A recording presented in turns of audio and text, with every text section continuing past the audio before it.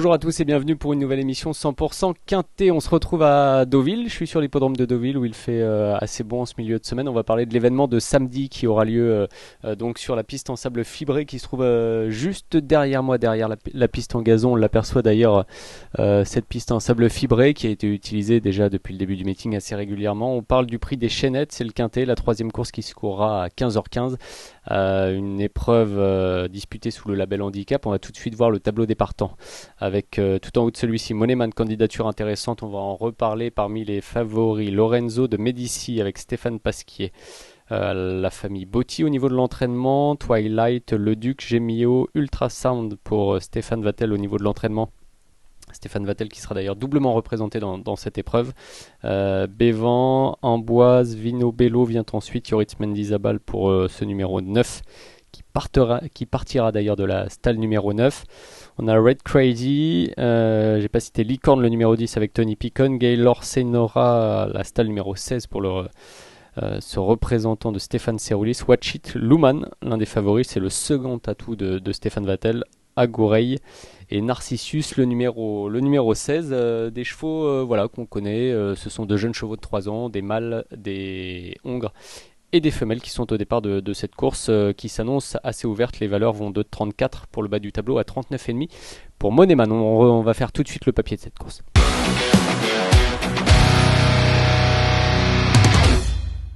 Allez, on commence l'étude de cette course. J'ai essayé de vous classer 5 chevaux dans un ordre préférentiel. J'ai commencé avec l'As Moneman qui sera certainement très joué. Est-ce que c'est un vainqueur potentiel en puissance pour autant peut-être, mais il n'a pas course gagnée non plus d'avance. Il portera 59 kg. Moneman, bon, on vient de bien courir. Depuis le début de sa carrière, il a couru 7 courses pour une victoire et 6 places. C'est 100% de réussite parmi les 5 premiers. Donc ça, c'est une bonne stat pour ce poulain qui est légèrement gris. Un cheval intéressant. On va voir sa dernière tentative dans le prix de Martin Vast, c'était le 7 août sur l'hippodrome de Deauville. Le cheval avait galopé à l'extérieur du leader. Il s'était assez bien comporté jusqu'au bout puisqu'il est dominé certes 4e au passage du poteau avec Maxime Guyon, mais bon 4e puisqu'il n'était dominé d'environ 2 longueurs, 2-3 longueurs, même par le gagnant. Donc Moneman dans ce lot-là porte certes du poids, 39,5 pour sa valeur, mais possède une chance théorique indéniable.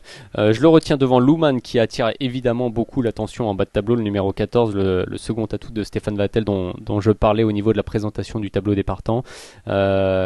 Pourquoi? Pour plusieurs raisons. Déjà, il est très bien placé dans les stalles. Ce Luman, il a hérité du numéro 2. Christian Desmureaux est l'un des jockeys en forme de ce meeting et sera sur son dos. Sa valeur 34 est correcte, il est très régulier, on le voit avec une stat d'ailleurs depuis ses débuts, c'est 10 courses, 8 places pour ce Luman, donc 80% de réussite dans les 5 premiers, c'est excellent comme statistique et on le retrouve à l'occasion d'une très bonne course de ref, c'était le 7 juillet sur l'hippodrome de Paris-Longchamp, le prix du Petit Pré, alors disputé sur une distance similaire, mais sur la piste en gazon.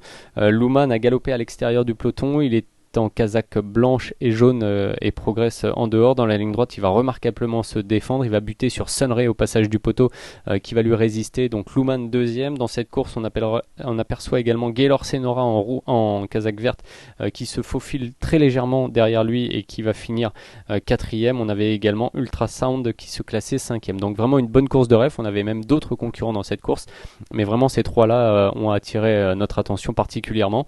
Luman retrouve la PSF et sa dernière performance ou l'une de ses dernières performances sur la PSF était très positive puisqu'il n'était dominé que par Sim Camille.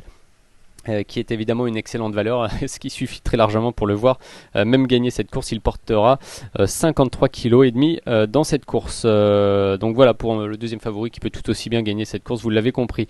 Lorenzo de Medici, numéro 2, poulain de 3 ans entraîné par Alessandro et Giuseppe Botti. Stéphane Pasquier est en selle, on connaît sa réussite dans les quintets, le 10 à la corde dans les stalles. 3 courses cette année qui vont en progression, 6e, 4e, 2e pour Lorenzo de Medici qui compte une course et une seule victoire sur la PSF, donc c'est 100% de réussite sur la surface, c'est déjà un point très positif.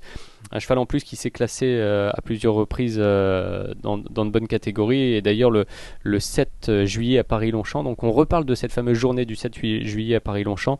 Lorenzo Di Medici était 4e du prix de Chefreville, dans lequel Moneman se classait 2e. Donc voilà, c'est des bonnes perfs, des bonnes ligne pour ce cheval qui porte un petit peu de poids, 57 kg, mais qui normalement devrait bien se comporter. À noter que vous l'avez vu sur la course de ref, hein, c'est la Kazakh Bordeaux presque qui finissait d'assez bonne manière.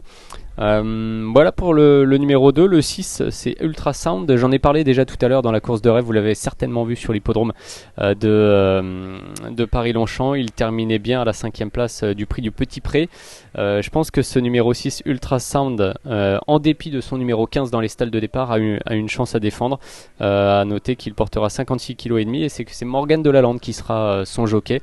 Donc à suivre évidemment en confiance. C'est toujours l'entraînement redoutable et redouté de Stéphane Vattel sur cet hippodrome de Deauville. Je n'ai pas parlé de sa stat. Depuis ses débuts Ultrasound, c'est 4 courses, 1 victoire, 2 places et donc 75% de réussite. On a vraiment des poulains et des pouliches confirmés dans cette compétition et j'ai l'impression qu'on se dirige quand même vers une arrivée composée de certains favoris et j'ai l'impression qu'on a de très bonnes bases dans cette course. Et puis on va bien sûr parler de Gaylor Senora, le numéro 12, c'est mon 5e cheval, cheval qui, vous l'avez vu dans la course de ref, a terminé bien à la 4e place. C'est un cheval qui a débuté sa carrière sur des distances beaucoup plus courtes, qui a été progressivement rallongé en termes de distance. Il vient de bien se comporter sur 1850 mètres, il attaque 1900 mètres. À lui de confirmer qu'il est capable de bien courir sur ces distances un peu plus longues qu'à son habitude. A priori au papier comme ça on voit pas trop pourquoi il ne pourrait pas bien se comporter. La dernière fois il finissait en avançant à Longchamp. 54 kg, le 16 dans les stalles, c'est le hic pour sa candidature, ce numéro dans les stalles tout à l'extérieur. Donc voilà, on va suivre ce numéro 12 et puis je vous propose de faire le bilan un peu de cette étude et aussi de parler des autres réunions en quelques mots, puisqu'on aura à l'intérieur de cette journée de samedi plusieurs belles réunions. Évidemment Deauville pour l'avant-dernière réunion du meeting estival. On aura également l'hippodrome de Vincennes en activité, on aura aussi l'hippodrome de Cagnes-sur-Mer et je vais tout de suite vous en dire quelques mots dans notre prochaine rubrique.